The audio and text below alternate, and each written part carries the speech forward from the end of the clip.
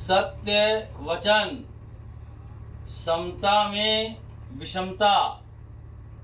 ओम श्री हरिओम। माते श्री महाकाली सिद्ध दिव्य दरबार की सदा जय जयकार होती रहे। क्षमता में विषमता का अभिप्राय ये है कि कहा जाता है कि ईश्वरीय शक्तियों में कभी भी भेद नहीं करना चाहिए। सभी ईश्वरीय शक्तियाँ समान होती हैं। किसी भी शक्ति का अनादर नहीं करना चाहिए, ये बिल्कुल सत्य है। परंतु एक बात का हमेशा ध्यान रखें, ईश्वरीय शक्तियों में यदि आप शंकर जी, राम, कृष्ण, दुर्गा, महाकाली आदि किसी भी देवता को मानते हैं, सभी को माने, उनका अनादर ना करें, परंतु सभी ईश्वरीय शक्तियों में अपना एक अनन्य ईश्वर रखें जिसकी आप अनन्य रूप से आराधना करें। भगवान में भेद ना करें, परंतु अनन्य ईश्वर सिर्फ एक होता है। क्षमता में विषमता का यही मतलब है कि कहने में तो है कि कभी भी किसी ईश्वर की कोई अवहेलना नहीं करनी चाहिए, परंतु सभी की शक्तियाँ बराबर हैं। लेकिन जब आप पूजा पद्धति पे चलते हैं तो आपको ईश्वरीय शक्तियों में भी विषमता दिखाई पड़ती है। सभी ईश्वरीय शक्तियाँ समान शक्तिवान हैं, लेकिन पूजा विधान में विषमताएं आ जाती हैं। जैसे लोग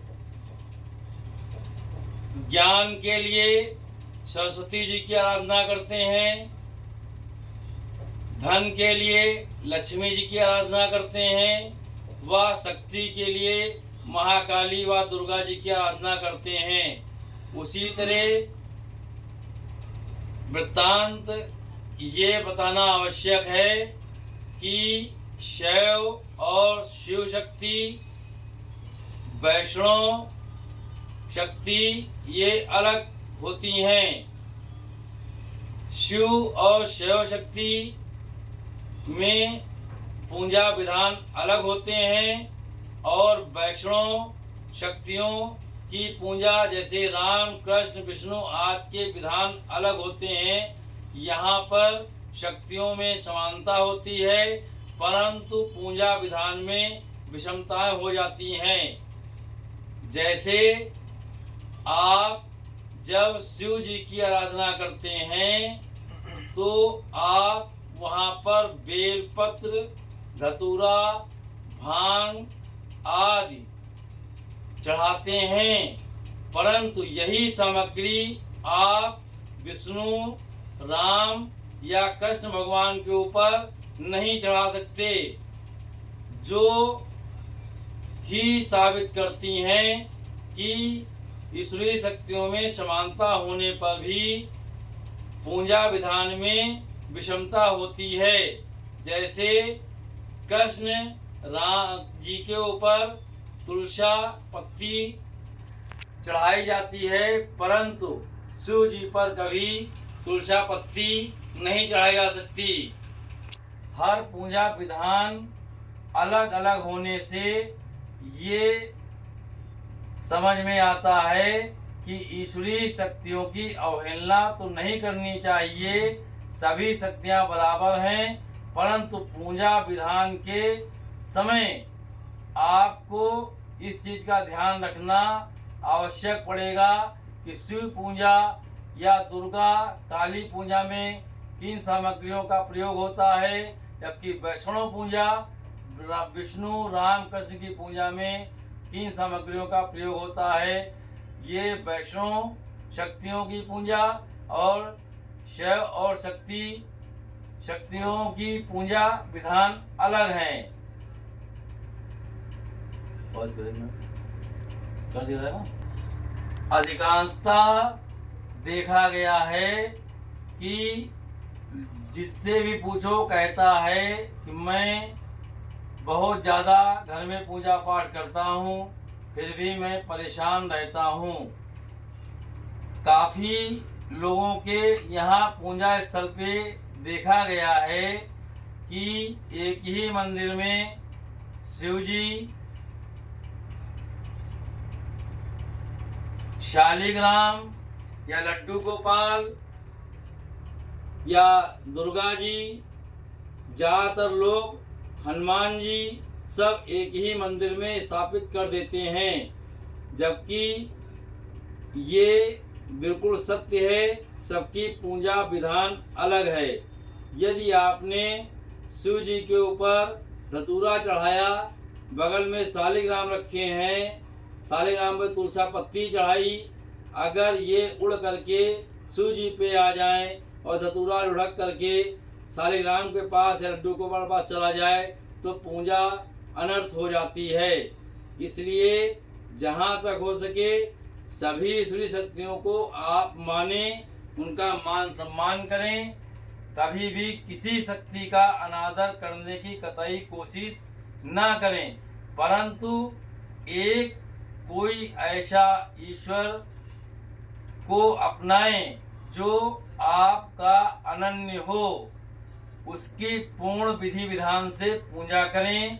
चाहे आप बजरंगबली की पूजा करें, चाहे दुर्गा जी की, चाहे महाकाली की, चाहे कृष्ण जी की, चाहे राम जी की, चाहे लड्डू गोपाल की, परंतु हमारे मंतव्य के अनुसार एक ही मंदिर में सभी मूर्तियों का रखना एक तरह से ठीक नहीं होता है, क्योंकि सभी के विधान अलग हैं।